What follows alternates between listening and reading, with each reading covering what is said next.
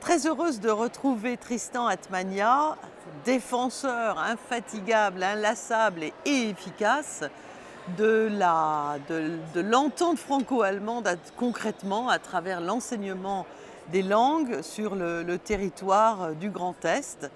Tristan qui est étudiant, qui est sportif, ça se voit, et qui est très éloquent, qui utilise son intelligence au service de causes qui en valent la peine. Très heureuse de l'accueillir une nouvelle fois au Parlement européen, qui est évidemment aussi son espace naturel, pour évoquer avec vous et ensemble tous les deux la nécessité de continuer de tout faire pour convaincre les autorités nationales françaises de l'éducation nationale et notamment, bien sûr, au premier rang desquels il faut mettre le ministre Blanquer, du bon sens et du bien fondé de l'enseignement des langues. Donc ensemble, on a écrit, il nous a répondu.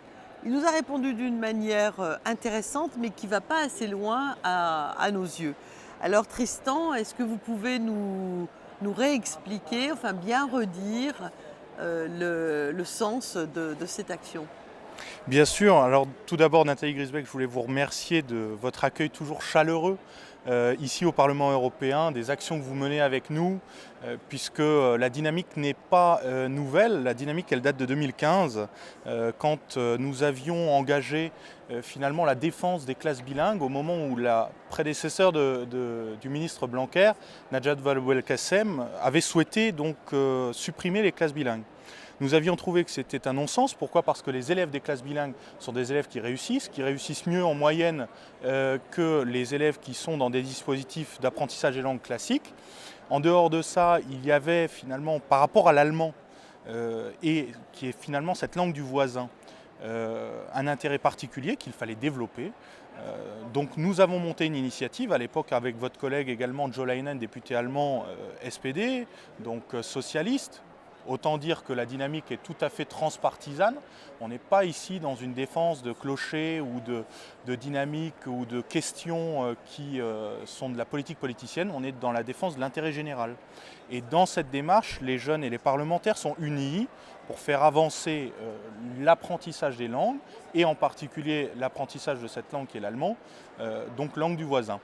Par rapport à notre démarche aujourd'hui, actuelle, nous avons, dès la nomination du ministre Blanquer, entrepris de le contacter, de travailler avec lui et ses services pour pouvoir reprendre finalement, après cette baisse sous la mandature de Najat Vallaud-Belkacem, l'apprentissage encore plus fort de la langue allemande et des langues en règle générale.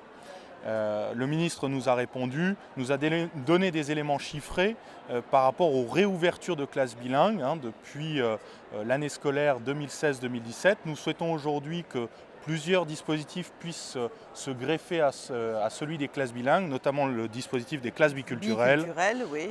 qui est un dispositif encore plus poussé dans l'apprentissage des langues, qui doit être mis en place dans un territoire expérimental qui est le territoire frontalier à l'Allemagne, dans lequel nous sommes aujourd'hui à Strasbourg, puisque nous sommes juste à côté de Kehl, qui est une ville allemande, et bien évidemment dans notre département d'origine, qui est la Moselle. Nous entendons travailler encore avec le ministre Blanquer, à qui nous avons écrit la semaine dernière, en complément de son retour, pour pouvoir avancer sur ces questions.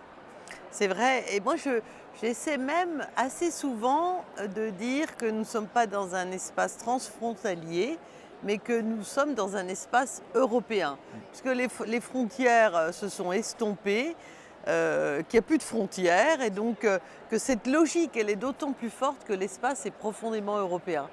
Donc bravo aux jeunes, bravo à l'action de Tristan Atmania avec sa force de conviction pour continuer de pousser les feux, pas dans l'agressivité mais dans le bon sens et dans la fluidité pour réussir à avoir des réponses qui concrètement constitueront quelque chose de très important pour les jeunes, pour leurs familles et aussi pour l'emploi pour eux après. Bien sûr. Donc merci, continuons ensemble. Merci Nathalie Grisbeck.